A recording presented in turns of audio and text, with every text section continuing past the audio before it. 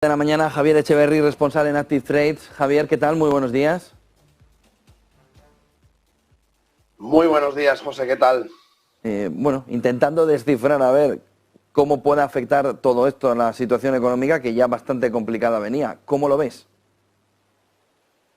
Muy complicado, sinceramente muy complicado. Yo creo que estamos a las puertas de una posible situación muy difícil que tiene unas implicaciones a nivel internacional absolutamente brutales.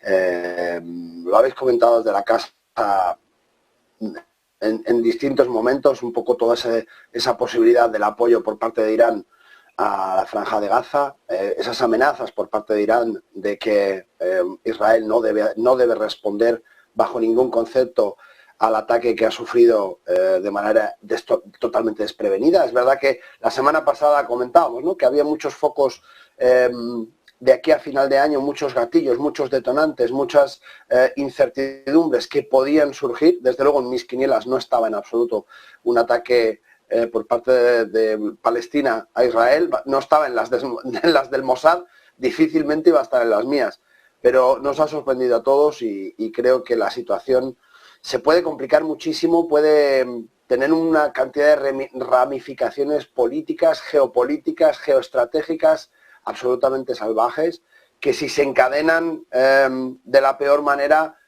nos va a cambiar mucho el estilo de vida a todos y durante un tiempo bastante largo. Por tanto, yo no me quiero pronunciar, no quiero ser alarmista ni asustar a la gente, pero es muy serio lo que está sucediendo. Hablamos de un ataque directamente de Israel a la Franja de Gaza. Estamos hablando ya de 300.000 soldados en la frontera, más 300.000 más que han sido llamados de la reserva, más el resto del ejército. Estamos hablando de un 30% de la población existente en la Franja de Gaza, que son 2 millones. Es decir, de cada 3 personas que vivan en Gaza hay un soldado israelí. Esto puede ser una situación verdaderamente dramática y ya sabemos que además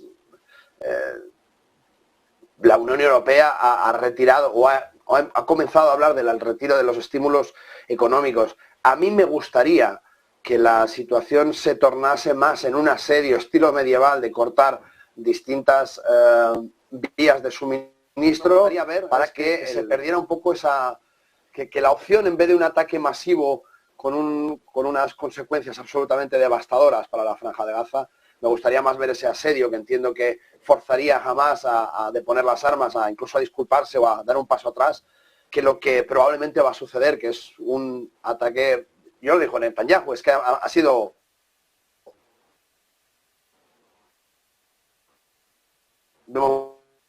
demoledor, ¿no?, hacerlo. Entonces, esto tiene una serie de implicaciones, como muy bien explicaba estos días atrás, dentro de las posibilidades de aliarse Irán con Gaza y de cerrar ese Golfo de Hormuz que controla entre el 25% de la producción mundial de crudo. Es que la cadena de situaciones, simplemente por lógica, podemos poner un contexto muy feo encima de la mesa. Entonces yo quiero ser un poco cauto y no levantar las campanas, porque a mí la situación actual me preocupa mucho. No es tan sencilla o no es tan poco influyente sobre el resto del mundo como podría parecer en primer término. Bueno, Gaza e Israel llevan desde los años 60 prácticamente de lucha. Bueno, es una más. No, esta no es una más. Esta situación no es una más. Entonces, bueno, quiero ser un poco cauto y no levantar las campanas. Vamos a ver, hoy al final del día tendremos muchos más datos y en el cierre de mercados podremos comentar de manera un poco más profusa cuál es la situación, pero ojalá y se quede en ese asedio medieval de cortar suministros para forzar una rendición, en vez de un ataque directo y sin control, porque puede ser un auténtico desastre.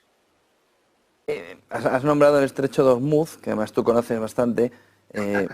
¿Es la clave fundamental para que esto en lo económico se descarrile del todo, con un precio del petróleo que se pueda ir mucho más arriba? Somos conscientes que si el estrecho de Hormuz se paralizara, ahí un tercio del petróleo quedaría bloqueado las cadenas de suministro quedarían completamente bloqueadas y el precio del petróleo es una broma tenerlo en 90, para lo que podría ser. Claro, a ver, lo que está claro es que el mundo hidrocarburo, todo lo que tiene que ver con la distribución, venta, producción de petróleo, tiene muchísimos intereses. Evidentemente, Qatar, Arabia Saudí, Emiratos Árabes Unidos y todas las Omán y todas esas grandísimas potencias que viven del petróleo no se van a quedar parados. Mientras Irán dice, te cierro el estrecho de Hormuz, que como bien sabes, efectivamente, es una de las zonas donde he estado hace una semana, buceando justamente en la franja, en la frontera de Emiratos Árabes Unidos e Irán. Claro, yo he visto esos petroleros pasar a 500 metros de donde estaba buceando y es absolutamente impresionante. Es una autopista. O sea, es un no parar. Hay barcos de carga y petroleros pasando constantemente. Y te hablo de que estando allí puedes divisar fácilmente 30, 40 petroleros o barcos, en definitiva, inmensos, que algunos son petroleros, algunos son cargos. Es una autopista. Entonces, claro, cerrar eso significa restringir económicamente tan fuerte a países, como te decía, como Omán, como Qatar, Emiratos Árabes Unidos, Arabia Saudí, que tienen un gran poder, que desde luego no se van a quedar de manos cruzadas. Quiero decir, las implicaciones que puede tener esto son absolutamente brutales. Y por eso yo espero que en vez de un ataque frontal que le dé un poco la pista de salida a Irán y que diga, no me has hecho caso, pues ahora te cierro esto y ahora además nos ponemos en guerra contra ti, porque además yo me llevo muy bien con Rusia y entonces, claro, Estados Unidos tiene que estar del lado de Israel y por tanto Europa también tiene que estar del lado de Israel. Vemos si finalmente se cortan o no esos fondos que se han estado dando a Palestina, un poco de manera humanitaria, porque lo que han tenido, el comportamiento que ha tenido Palestina ha sido absolutamente imperdonable. No se puede atacar un país así de manera unilateral y sin ningún sentido. Pues bueno, yo creo que geopolíticamente hablando la ensalada es absolutamente espectacular y puede afectar no solamente a los precios del petróleo, sino que puede afectar al encarnizamiento de muchísimas zonas y convertir el estado de bienestar que conocemos a día de hoy en Occidente en una cosa distinta. Y esto ya no estamos hablando simplemente de inflación. ¿Entiendes que el valor refugio en este entorno ahora ya sí es el oro?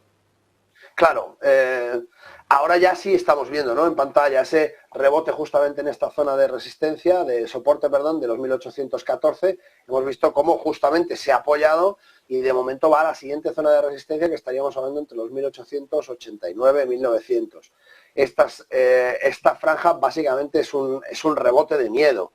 Es un rebote de los más ágiles traders que han dicho, bueno, desplacemos el capital porque no sabemos lo que va a pasar. Y mientras que se sabe, vamos a un sitio seguro, que indefectiblemente es el oro, plata, platino. La situación se va a complicar muchísimo. Creo que lo que está garantizado y donde tenemos clarísimo qué es lo que va a suceder es que va a aumentar la volatilidad de ese VIX de 12, 13, 18 que hemos visto estos días atrás. Creo que lo vamos a empezar a ver mucho más cerca de los 40, 50. Sea como sea el escenario, porque lo que sí que está garantizado es la volatilidad. Esto está por descontado. Recordemos que economía y mercados financieros, aunque son primos hermanos, no van de la mano habitualmente. Uno reacciona mucho más rápido que el otro. En los mercados financieros tardan muchísimo menos en asumir lo que va a suceder mañana que la economía, que sin embargo tiene unos efectos mucho más retrasados, mucho más profundos y que afectan de manera más directa a cada uno de sus ciudadanos, ¿no?, dependiendo del sitio donde sea, geográficamente hablando. Por tanto, te digo, no quiero ser alarmista, me está costando mucho no ser alarmista, pero es que realmente la situación es muy preocupante. Aún así, ¿cómo valoras que el mercado ayer viviera una jornada alcista clara? Pues bueno, en principio de esta manera, ¿no? Estamos viendo volatilidad, estamos viendo que las cosas empiezan a moverse y que sobre todo que el capital se mueve, ¿no? Hemos visto esas jornadas bajistas, ahora mismo ha habido un rebote en las principales bolsas y bueno, yo lo considero más ese rebote de las jornadas anteriores que otra cosa, porque realmente que esta situación estalle a las compañías que se dedican en Wall Street a trabajar, a salir adelante, en principio y de manera directa o inmediata, no les afecta. Les va a afectar mucho más la presentación de resultados de fin de mes, por ejemplo, que tiene mucho más que ver con el movimiento, porque va a tener mucho más que ver con el beneficio que cada uno de esos inversores de esas compañías se van a llevar al bolsillito. Los mercados financieros reaccionan en el día a día, no reaccionan a lo que va a pasar dentro de 3 semanas. Dentro de 3 semanas reaccionarán a lo que pase en el mismo día, pero no van a reaccionar con antelación. Podemos empezar a ver dentro de los bonos, dentro de la renta fija, que sí que tiene esa durabilidad, esa duración más larga dentro de los bonistas y dentro de los inversores que trabajan en renta fija, cómo sí que puede haber esa variación o puede haber una tendencia quizá más interesante o más fácil de ver. Podemos ver cómo los bonos se van. Aquí tenemos un gráfico de los principales bonos. Tenemos el bono a 1 año, el bono a 2, a 20, a 30, a 10, a 5 años, y estamos viendo las cotizaciones de todos ellos. Dentro de este gráfico sí que podemos ver un poco más, de manera un poco más soslayada, cómo se van moviendo los bonos, ¿no? Ahora mismo solamente tenemos por encima del 5 el bono a 1 año, que ya está bien tenerlo por encima del 5, el bono a 1 año en Estados Unidos. Esto nos habla claramente de que ese yield, ese retorno de ese bono, nos habla de la inestabilidad que tenemos por delante. Es decir, si te dan mucho dinero a 1 año, más que a 2, más que a 3, más que a 10, quiere decir en definitiva que la inestabilidad que se prevé para estos días, para este año que viene, es mucho más alta.